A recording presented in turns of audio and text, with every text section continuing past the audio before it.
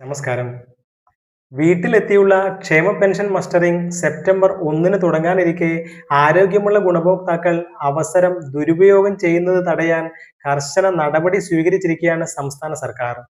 ഇക്കാര്യങ്ങളുമായി ബന്ധപ്പെട്ടും ഇതോടൊപ്പം ആധാർ പുതുക്കാത്തതിന്റെ പേരിൽ മസ്റ്ററിംഗ് നടത്താൻ കഴിയാത്തവരെക്കുറിച്ചും ഇവർക്ക് തുടർന്നും പെൻഷൻ ലഭിക്കുമോ എന്നതും മസ്റ്ററിംഗ് നടത്താത്തവരെക്കുറിച്ച് സെപ്റ്റംബർ 30-ന് ശേഷം സർക്കാർ അന്വേഷണം നടത്തുന്നതിനെക്കുറിച്ചും ഉൾപ്പെടെയുള്ള കാര്യങ്ങളാണ് ഈ വീഡിയോയിലൂടെ അവതരിപ്പിക്കുന്നത്. തെറ്റായ വിവരം നൽകി പലരും ഇപ്പോഴും ക്ഷേമ പെൻഷൻ കൈപ്പറ്റുന്നുണ്ടെന്ന് സർക്കാർ കണ്ടെത്തിയിട്ടുണ്ട്. ഇക്കാര്യങ്ങളും ഈ വീഡിയോയിലൂടെ അവതരിപ്പിക്കുന്നുണ്ട്. വിവരങ്ങളിലേക്ക് കടക്കും മുൻപ് ചാനൽ ആദ്യമായി കാണുന്നവരാണെങ്കിൽ സബ്സ്ക്രൈബ് ചെയ്യുക, ലൈക്കും ചെയ്യുക. സർക്കാർ ഉത്തരവ് പ്രകാരം തദ്ദേശ സ്ഥാപന സെക്രട്ടറിമാർ സാക്ഷ്യപ്പെടുത്തി കൈമാറുന്ന ഗുണഭോക്താക്കളുടെ വീട്ടിൽ മാത്രമായിരിക്കും അക്ഷയ കേന്ദ്രം അധികൃതർ മസ്റ്ററിംഗ് നടത്താനെത്തുക. അല്ലാതെ നമ്മൾ ആവശ്യപ്പെട്ടത് പ്രകാരം അക്ഷയ കേന്ദ്രം അധികൃതർ വീട്ടിലെത്തി നടത്തിത്തരികയില്ല. ആരോഗ്യ പ്രശ്നമില്ലാത്ത ഒട്ടേറെ പേർ മുൻപ് അക്ഷയ സംരംഭകരെ വീട്ടിലേക്ക് വിളിച്ച് മസ്റ്ററിംഗ് നടത്തിയ സാഹചര്യത്തിലാണ് സർക്കാർ ഇത്തരം നടപടി എടുത്തിരിക്കുന്നത്.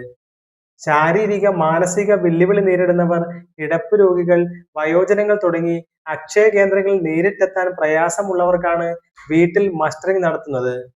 അക്ഷയ കേന്ദ്രങ്ങളിൽ എത്തിയുള്ള മസ്റ്ററിംഗിന് 30 രൂപയും വീട്ടിലെത്തിയുള്ള മസ്റ്ററിംഗിന് 50 രൂപയുമാണ് ഫീസ്.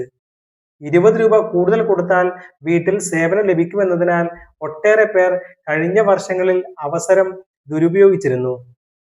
കഴിഞ്ഞ ജൂലൈ 17 മുതലാണ് സംസ്ഥാനത്ത് മസ്റ്ററിംഗ് തുടങ്ങിയത്.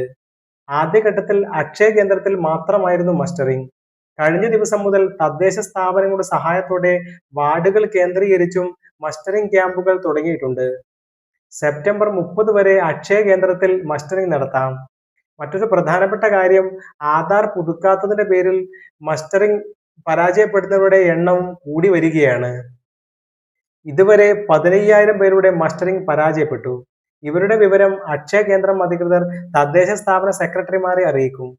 ജീവനപത്രം ഹാജരാക്കി ഇതിന്റെ അടിസ്ഥാനത്തിൽ ഇവർക്ക് പെൻഷൻ ഉറപ്പിക്കാനുള്ള നടപടി സർക്കാർ സ്വീകരിക്കും.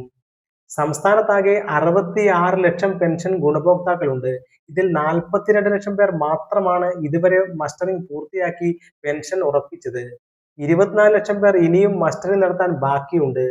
അതുപോലെ തന്നെ മറ്റൊരു പ്രധാനപ്പെട്ട കാര്യം, സെപ്റ്റംബർ 30-ന് ശേഷം മസ്റ്ററിംഗ് നടത്താൻ ബാക്കിയുള്ളവരെ കേന്ദ്രീകരിച്ചും സർക്കാർ അന്വേഷണം നടത്തുന്നുണ്ട്.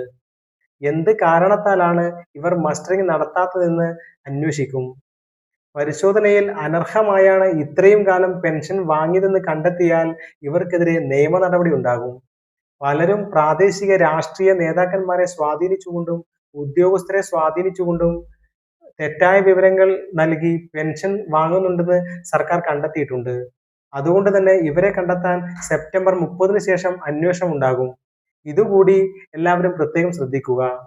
കേന്ദ്ര സംസ്ഥാന സർക്കാരുമായി ബന്ധപ്പെട്ട മുഴുവൻ വാർത്താ അപ്ഡേറ്റുകളും ഈ ചാനൽ വഴി ലഭ്യമാണ്.